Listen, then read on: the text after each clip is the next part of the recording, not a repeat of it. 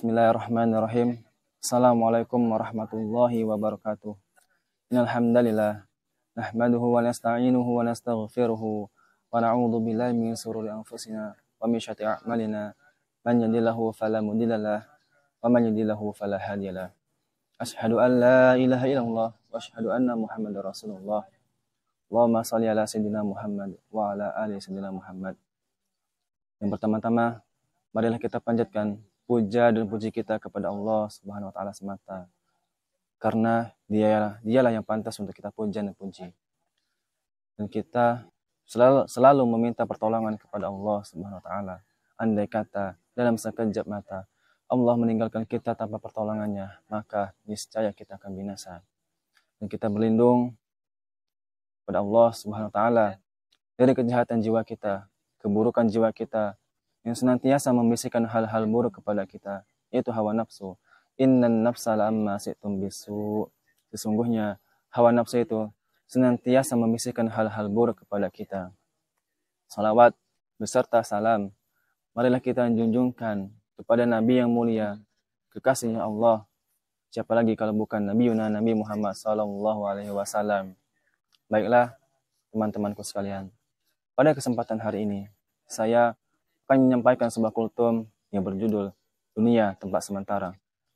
Indahnya menjadi seorang muslim, saudaraku seiman, karena kita sudah diberitahu segala sesuatunya, baik yang nampak di depan mata ataupun yang tidak nampak di depan mata, baik yang zahir ataupun yang ghaib.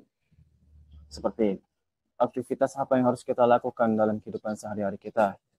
Misalnya, sebelum makan membaca bismillah terlebih dahulu, makan menggunakan tangan kanan, masuk rumah, keluar rumah, masuk kamar mandi, keluar kamar mandi, memakai baju, melepas baju, mau tidur, sampai bangun tidur, semuanya sudah ada panduannya dan ada doa-doanya. Kemudian, di antara aktivitas itu juga, kita harus sisipkan ibadah kita kepada Allah Subhanahu wa taala. Ada sholat 5 waktu, ada zikir pagi petang, dan lain-lainnya.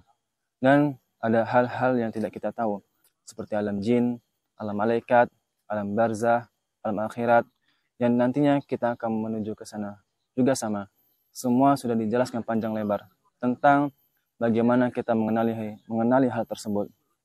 Jadi, dalam tanda kutip, kita sudah mendapatkan semua bocoran informasi tersebut. Dan informasi ini hanya didapatkan oleh orang muslim. Selain daripada orang muslim, tidak mendapatkan informasi seperti ini. Dari awal manusia diciptakan, yaitu Nabi Adam alaihissalam, dari masuk surga, turun ke bumi, lalu ada anak cucunya.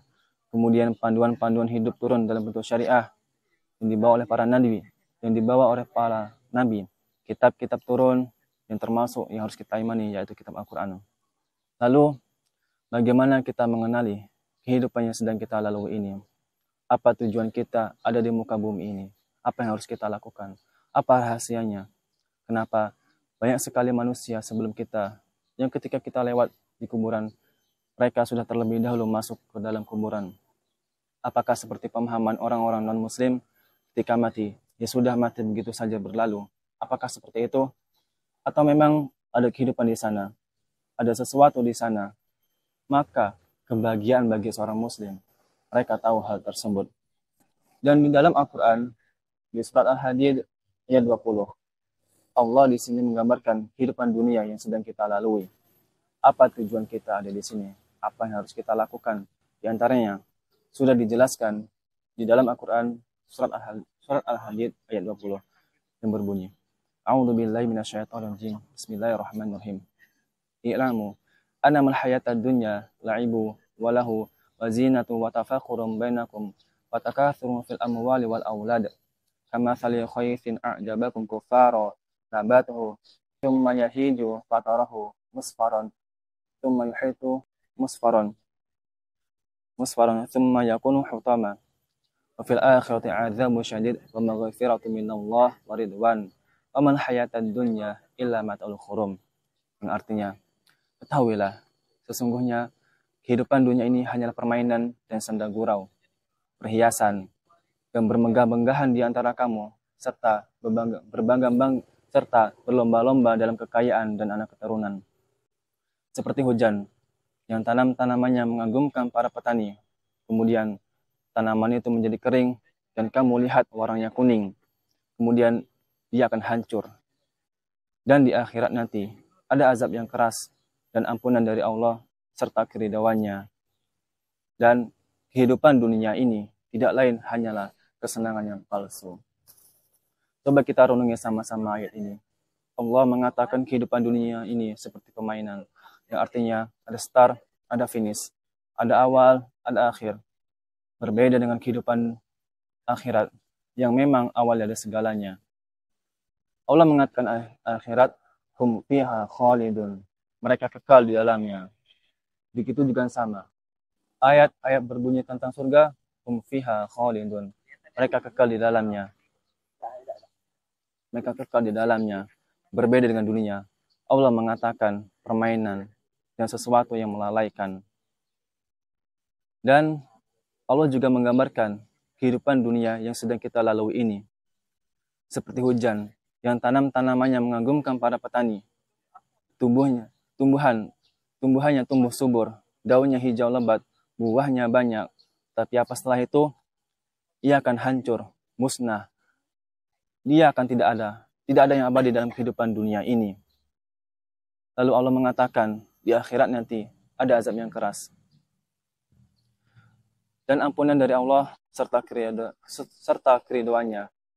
Dan kehidupan dunia ini tidak lain hanyalah kesenangan yang palsu. Lalu di ayat selanjutnya, yaitu di ayat 21, Allah Subhanahu wa taala mengajak kita semua, terutama umat muslim. Apa kata Allah? Berlomba-lombalah kamu untuk mendapatkan ampunan dari Tuhanmu dan surga yang luasnya seluas langit dan bumi, yang disediakan bagi orang-orang yang beriman kepada Allah dan Rasul-Nya. Itulah karunia yang diberikan oleh Allah kepada siapa yang Dia kehendaki, dan Allah memiliki karunia yang sangat besar. Kejar itu, kata Allah Subhanahu wa taala. Kejarlah surga yang luasnya seluas langit dan bumi. Dan perlu kita ketahui, kita di dalam akhirat nanti hidup kekal abadi. Kita akan hidup selama-lamanya di sana. Berbeda dengan kehidupan dunia ini, kita hanya sementara di sini. Lelahnya kita ibadah, capeknya kita ibadah, hanya sementara di sini. Demikianlah tausiah yang bisa saya sampaikan. Lebih dah kurangnya saya mohon maaf kepada Allah, saya mohon ampun. Billahi taufiq wal hidayah. Assalamualaikum warahmatullahi wabarakatuh.